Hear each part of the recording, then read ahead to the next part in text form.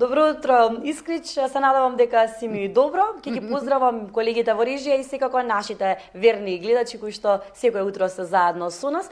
Токму така, колку и банално да звучи ова потсетување на тоа како треба да се однесуваме во летниот период, тука сме ние медиумски да ве потсетиме на нештата на кои што се многу важни, а неретко ги забораваме. Се наоѓаме кај нашата пријателка, можам комотно така да ја најавам, во Киселавода, амбулантата доктор Ана, и ќе зборуваме со една многу навистина компетентна личност, личност која што многумина од гледачите многу ја сакаат и веруваат на нејзиниот збор. Чести задоволство ми е што во продолжение ќе посакам добро утро на доктор Анкица Станоевска. Ви благодарам што не примивте во вашата амбуланта, докторке. Благодарам што дојдовте и што секогаш пројавувате интерес за соодветни интересни теми, еве и за овој летен период, значи малку потсетување на пациентите. Да ги потсетиме пациентите, да ги потсетиме нашите гледачи, што е она што треба да го правиме и што е она што не треба да го правиме во летниот период. Да започнеме со оние основни правила, кои се најчистите грешки кои што ги правиме во летото, а се животно загрозувачки или загрожувачки по нашето здравје. Так. Она што веќе се случува, значи температурата во живата се покачува во топлометерот, така да сите овие летни температури носат и своји добри и лоши страни во однос на нашите пациенти, значи посебно ризични се малите дечиња, старите, хронични болни пациенти и трудниците секако. Во однос на работоспособното население, посебно ризична група е ризична група на пациенти кои што имаат тешка физичка работа, како што се градежните работници и работниците на терен, каде што овие високи температури навистина можат да го загрозат нивното здравје. Со што се вели секогаш, дури постојат и препораки од владата, доколку температурите отидат до 40 степени, значи да хроничните пациенти останат дома, да се ослободат од работа дури и трудниците, нели? Посебни препораки во однесувањето, дури и промена на работното време во поладните часови или ноќните часови во однос на физичките работници. Се препорачува да не се излегува, значи во оној период кој што ни е добро познато, од 10 до 17 часот, кога температурата е највисока, затоа што многу лесно нашето тело на овие високи температури дехидрира. Поради тоа е пожелно да секој пациент се заштити со носење на една лесна памучна облека, каде што всушност кожата и телото ќе дишат, постојано да има со себе течност, односно да се рехидрира и секако да се носи капа на главата доколку изложен на сонце, затоа што може да дојде до топлотен удар и до појава на сончаница. Што значи топлотен удар, што значи сончаница? Значи, иако симптоматологијата е доста слична, сепак топлотен удар е поголема изложеност на топлина на телото, нагло изложување. Пример, таков ризик е кога влегувате во еден затоплен автомобил.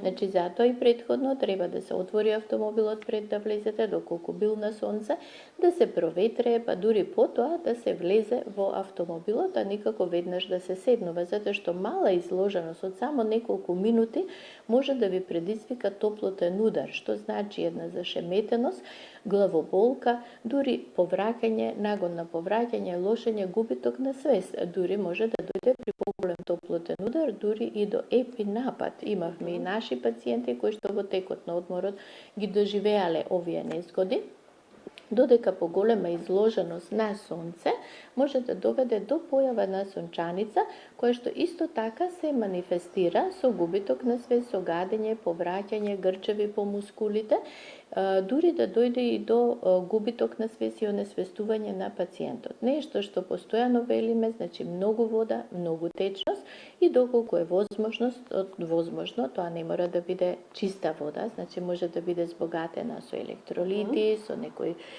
сокови кои што ќе бидат благопријатни, освежувачки, а во исто време ќе го рехидрираат. Вода со лимон е одличен летен пијалок. Летните одмори се започнати, многумина се на одмор. Би сакала да ја искористам приликата и во овој разговор да продискутираме и околу тоа како треба да се однесуваме кога одиме на одмор.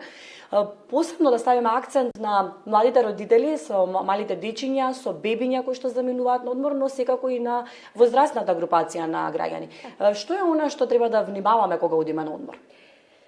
Нашите пациенти, за жал ке речеме дел од нив, значи ни кажуваат дека ќе одат на одмор и тука сме секогаш да си обезбедат антибиотик. Нешто што постојано велиме, на одмор носете се, само не антибиотик, значи сепак има време за антибиотикот, нешто што треба да се носи на одмор во таа домашна аптека, ќе речеме, треба да се носат пробиотици, електролити, медицински јаглен, би рекла некаков антихистаминик, затоа што постои опасност од каснување од инсекти и алергиски реакции, меѓутоа никако не антибиотик, значи би рекле носете во својата домашна аптека на одмор работи кои што ќе ви бидат потребни за прва помош, но за антибиотикот секогаш има време. Што значи прва помош? Кои се медикаментите кои што треба да ги земеме? Нешто што постои опасност секогаш на одмор, значи постои од гастрични инфекции, каде што вие влегувате во една нова средина, имате промена на храна, промена на цревната флора во тој случај и токму поради тоа доаѓа често до проливи, до повраќања, до дехидрираност, затоа велиме секојаш електролити, пробиотици и медицински јаглен, но не помала е опасноста и од алергиските реакции, посебно во летно време каснувањето од инсекти, би рекла и реакција на некои билки, тревки кои што постојат во тоа поднебје, кои што не се вообичаени за нашето поднебје и токму поради тоа еден совет да секогаш кога пациентите одат во одредено одмаралиште, секогаш да се заинтересираат и за медицинската помош, односно каде постои амбуланта, каде постои доктор и секако дека нашите хронични пациенти кои што се со потешко и нарушено здравје треба да бараат побезбедни места за одмор, значи онаму каде што постои медицинска заштита. Би рекла дека посебно треба да се внимава на малите деца, изложеноста на сонце кај малите деца практично и воопшто не треба да постои, значи треба изложеноста на сонце да биде одењето до вода, капењето и потоа ставењето на детенцето под сенка, токму во овој период. Тешко тоа да се контролира.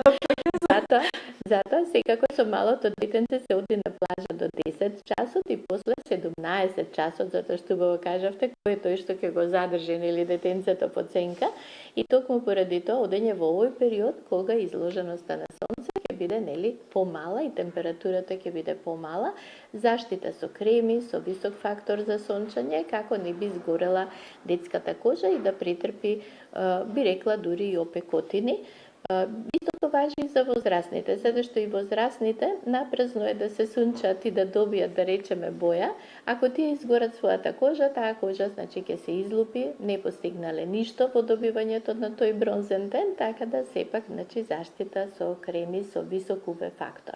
Да не зборуваме тука и за трудниците кои што треба да имаат одмор во овој период кога температурите се помали, доволно да се рехидрираат, да се седат во сенка, така ќе речеме, и нашите пациенти кои што се со хронични терапии, каде што посебно примаат антихипертензиви кои што ги шират крвните садове со изложеноста на сонце, тие имаат појако дејство, затоа што постои вазодилатација на крвните садови, многу лесно може да дојде до хипотонија и колапс на пациентот. Да, во интерес на времето, доктор, ќе немаме премногу време, а секогаш со вас разговорот сакам да продолжи и да трае. Верувам дека бевме корисни за нашите гледачи. Уште еднаш голема благодарност за вашето гостопримство кој што секогаш ни го нудите во вашата амбуланта. Благодарам за сите овие совети кои што ги споделите со нас. Благодарам и на вас. Искрено се надевам дека со овој кус разговор потсетивме на клучните работи. Секако во текот на ова лето можам да најавам дека уште неколку пати сигурно ќе се видиме со докторка Ана, затоа што таа секогаш тука да ни помогне да не потсети на клучните работи, да ни одговори на клучните прашања. Доколку може би имаш некоја прашање од студио, повели. Бела, може би кус разговор, но многу корисни совети. Горе-долу, мислам дека тоа е она што сите не интересира. Благодарност до тебе, благодарност до докторката и секако ја очекуваме со нови совети во некоја друга емисија.